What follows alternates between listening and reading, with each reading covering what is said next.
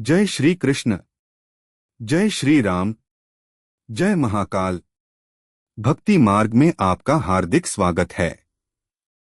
यहाँ आपको सनातन धर्म से जुड़ी प्रेरणादायक कथाएं, महाभारत, रामायण, श्रीमद्भागवत, शिव पुराण, विष्णु पुराण और महान योद्धाओं के जीवन से जुड़े प्रेरक प्रसंग सुनने को मिलेंगे। यदि आप भगवान की भक्ति, धर्म और ज्ञान से जुड़ना चाहते हैं तो हमारे चैनल को सब्सक्राइब करें और वीडियो को लाइक व शेयर करके इस दिव्य संदेश को अधिक से अधिक लोगों तक पहुंचाने में अपना सहयोग दें। तो आइए बिना किसी देरी के आज की पवित्र कथा का शुभारंभ करते हैं। ओम नमो भगवते वासुदेवाय।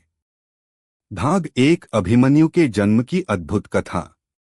महाभारत काल में जब अधर्म दिन प्रतिदिन बढ़ता जा रहा था, तब भगवान श्री कृष्ण जानते थे कि धर्म की स्थापना के लिए एक महान युद्ध निश्चित है। इसी समय पांडवों के महान धनुर्धर अर्जुन का विवाह भगवान श्री कृष्ण की बहन सुभद्रा से हुआ।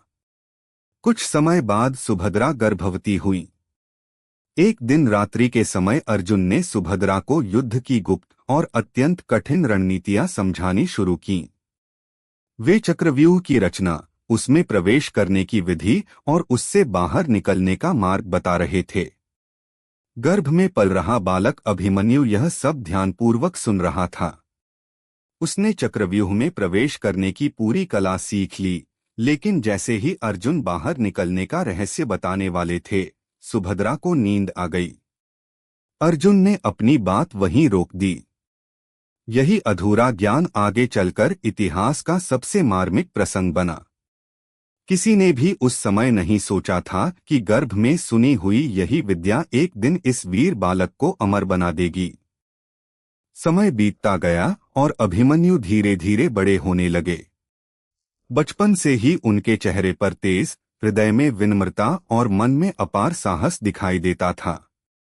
महल में सभी उन्हें अत्यंत प्रेम करते थे, लेकिन सबसे अधिक स्नेह उन्हें उनके मामा भगवान श्री कृष्ण से मिलता था। श्री कृष्ण अक्सर अभिमन्यु को धर्म, सत्य और न्याय का महत्व समझाते थे। वे कहते थे, सच्चा योद्धा वही है जो अपनी शक्ति का उपयोग केवल धर्म की रक्षा के लिए करे। दूसरी ओर अर्जुन ने अपने पुत्र को धनुर्विद्या, तलवार, गदा और अनेक दिव्य अस्त्रों का अभ्यास कराना प्रारंभ किया।